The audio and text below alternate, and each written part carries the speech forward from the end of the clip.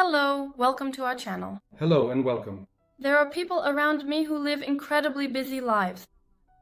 A constant rush, a constant state of being busy with something.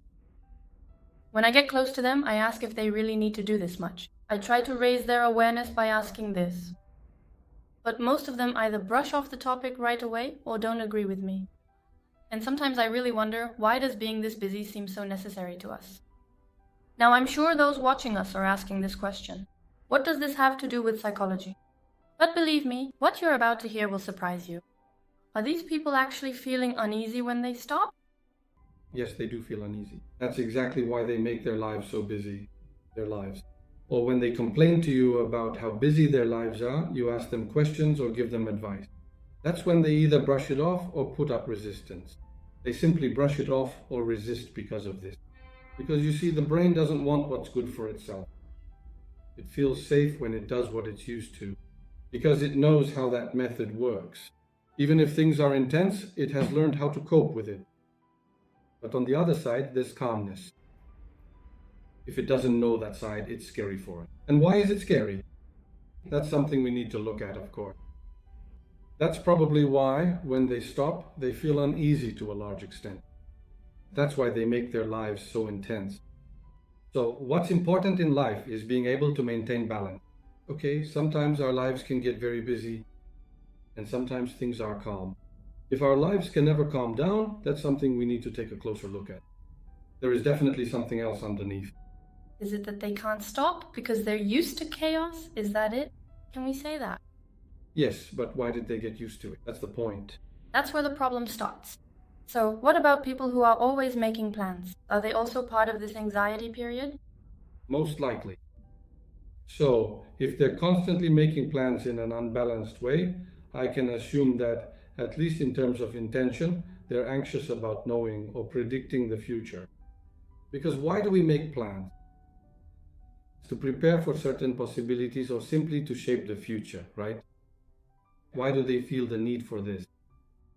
Again, there's clearly an anxiety at play there, but we always talk about this in our videos, you know. The most important trait of humankind is not being able to shape or predict the future. It's being able to adapt. What happens when you don't know the future? They should ask themselves this. It's the unexpected things that scare them. Maybe a little. If it scares you, that's when the act of making plans comes into play.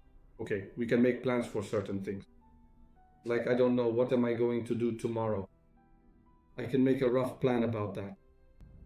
But making a plan for everything every single day, you fill up that day, and on that day, you also fill up your future. Like, for example, they take notes about what's going to happen a week later, they write things down, they keep a planner, for instance. Like, there's this on that day, this today, and so on. So you end up missing out on being present in the moment when you lose your balance. It's a constant intensity, you know, responsibilities and all that. Just yesterday, a friend of mine told me about something. He was talking about his co-workers. Apparently, they plan everything down to the hour all the time. And if even 1 hour gets delayed, everything falls apart. And it gets so chaotic for them. So when one thing doesn't work out, the others just start falling apart one after another. Because they get anxious and don't know what to do. Look, that's a really good example.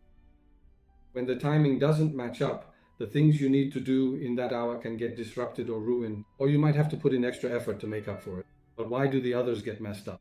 Instead of fixing things, they get even more confused with anxiety. Exactly, they make it even worse. That's why they feel the need to make a plan. Because when they don't make a plan, they can take action. They've taught the brain this over time. So instead of simply relying on the brain's remarkable ability to adapt, it's actually more about the process of prediction.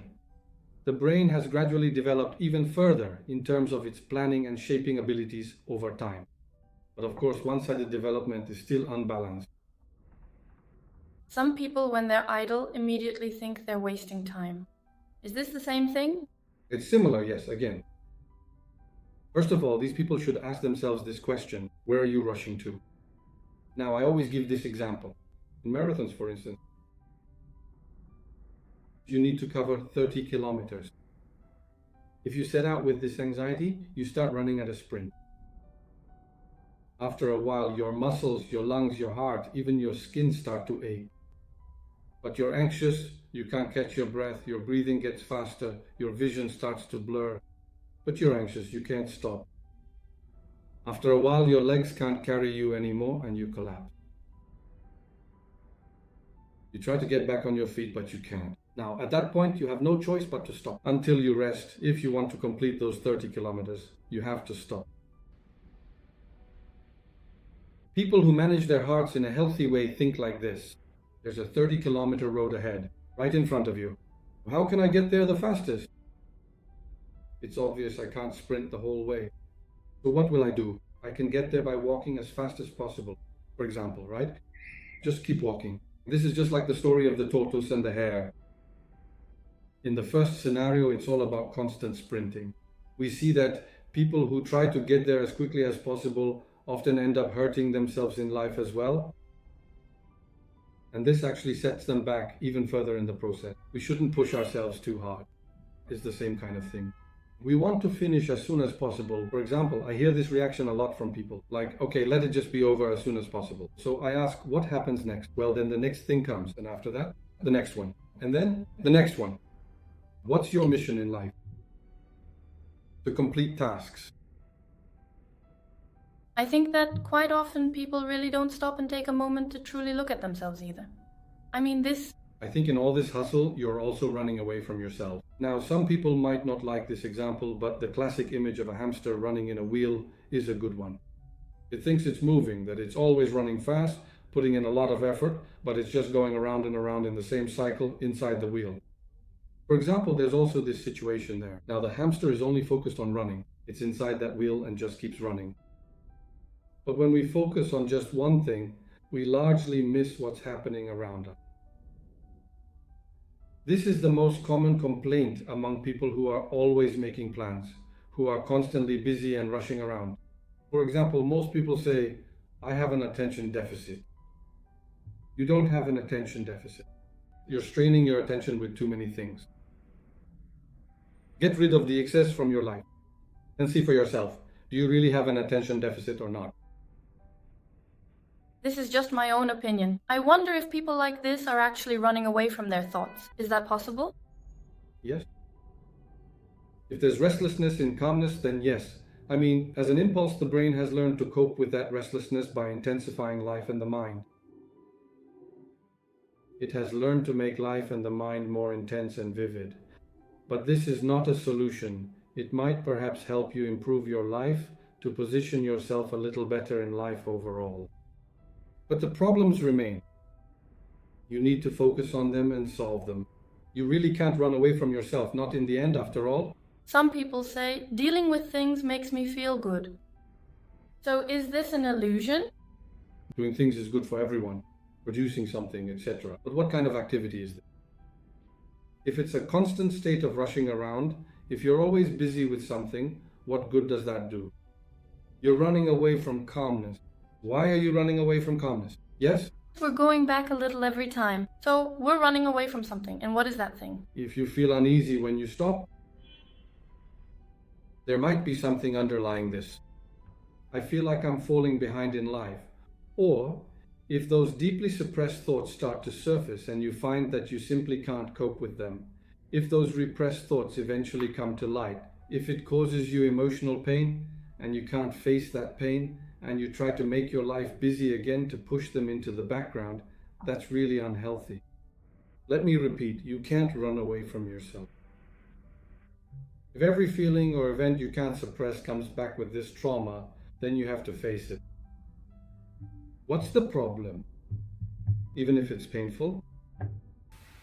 When they realize that running away, or rather running, doesn't get them anywhere, I guess they can't really reach any conclusion. At some point they are forced to face it. For example, I don't know, a person who is very afraid of poverty. Let's say they experienced a lot of poverty as a child, okay? Or went through traumatic events because of this. A person who is very afraid of poverty. What do they do to escape from this? They work very hard, become very rich. And just because of this anxiety, they might resort to unethical means. They try every possible way to become very rich. But do you know what they'll realize after a while? No matter how rich they become, this thought will still come to mind. But one day, this money could be gone. There's no guarantee of that either.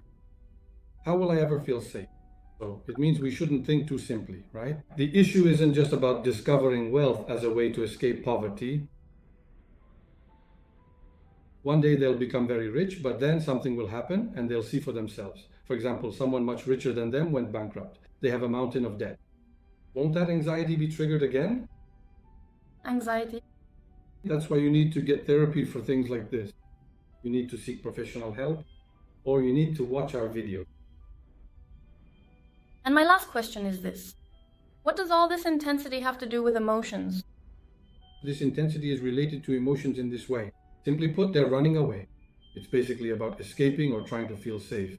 Again, if we look at it from a neuropsychological perspective, the amygdala is triggered and the fight response emerges. But we can't counter the things that traumatize us with the instinctive survival strategies of our amygdala. We have a much more advanced and sophisticated part of the brain. What is that? The cortex? We will think, we will learn, we will discover ourselves. We will build a more balanced process. Fighting is always exhausting. It comes with high anxiety. We can't build our lives this way. Yes, we all have fears, we all have anxieties. There are things we don't want to face. We can't keep fighting or running away from them all the time. So for the things we can change, we should be patient and, if necessary, build the process step by step.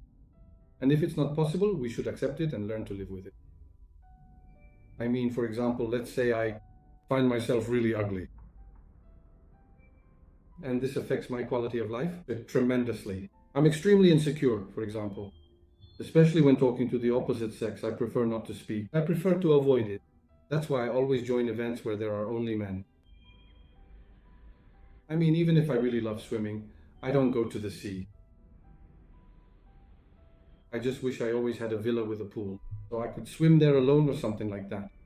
Now, the fact that I've come to this conclusion just because I think I'm ugly, how accurate is that? It messes with your ability to reason, doesn't it? Acting with the amygdala, or, body dysmorphic disorder just so I can see myself as beautiful. I'm constantly getting cosmetic surgeries, like I'm getting my nose done, my eyes done, whatever else, or I'm constantly working out. Is this some kind of defense mechanism for these people, I wonder? Yes.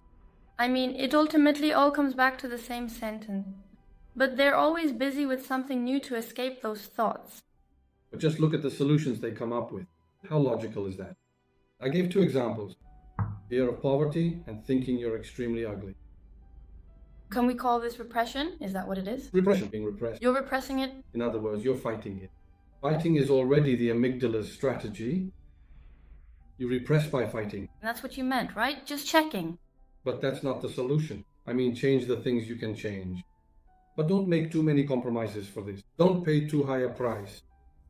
If an investment you make in yourself makes you feel good now, but later on, if you feel guilty about it or think you've paid too high a price. I feel like I'm very ugly. I see that a man is actually very ugly, but he does have a very nice and impressive car. I have to go into huge debt just to buy that kind of car. I think like this. I might be interesting when I get that car, but I'm in so much debt. This time, some nights I have to go to bed hungry, etc. So, should this price be paid? Still, this needs to be considered. But don't forget that the fears and anxieties that intensify our lives so much, if they're making our lives so intense, we're probably responding with the amygdala's fight response. And that impairs our ability to reason. What we need is not that. First pause and take a look. What do you really need? For example, what should people who are afraid of dying do? These are things that can be done. Actually, there isn't really a solution. You can't escape death. So then you'll live, right? But you'll live in a balanced way, doing everything with the thought, one day I'll die, one day I'll die. If you try to make every moment of life beautiful like this, you're not really living either, because life isn't like that. It's full of ups and downs. All the emotions are for us. We'll be sad, happy, abandoned, I don't know, we'll fall in love, get ridiculously excited, and so on. Actually, what I want to say is, what should these people do? I mean, yes, going to therapy, but besides that, what else can we suggest? There are so many people who can't go. What can they do? It might be difficult for them, but first they should pause and take a look at themselves. If they're constantly trying to run away from something, they should just stop for a moment. Because those things are always following them from behind. They're always following. They might be afraid to turn around and look back. So they should stop and reflect. Is this really necessary? What am I missing out on? What prices am I paying in life just to keep my anxiety under control? Is this really necessary? When the brain correctly identifies the problem and the anxiety level is at a healthy point, in other words, when we simply use our neocortex, that's when we discover what we really need. We discover the right path. So you shouldn't stay inactive for 4 hours. They can do this. If they really can't cope, believe me, going through the right therapy process will greatly improve your quality of life. You will feel relieved. Don't hesitate to make this investment in yourself. So that's something I can recommend.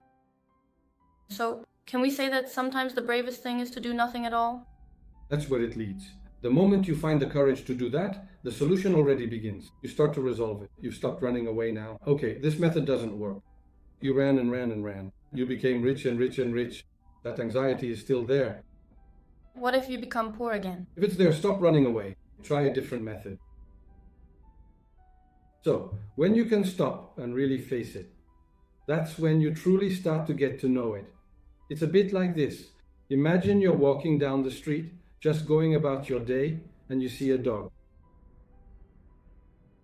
The dog isn't even barking, but it seems very aggressive to us. At that moment, our judgment is impaired again because of our anxiety, because of high anxiety. When we start running away from the dog chases after us. But when we stop running and stand still, the dog also stops, if it doesn't intend to attack. Maybe it just wants to play with you. Maybe you'll actually enjoy this anxiety. Because running away has probably exhausted you, most likely. Thank you very much for today's talk. I'd like to recommend taking a break and resting a bit, both for myself and for everyone else. What if running away doesn't work? We shouldn't see this as a defense mechanism, I think, at this point. Don't forget to subscribe to our channel, comment and like. Yes, your opinions are important to us. See you in the next video.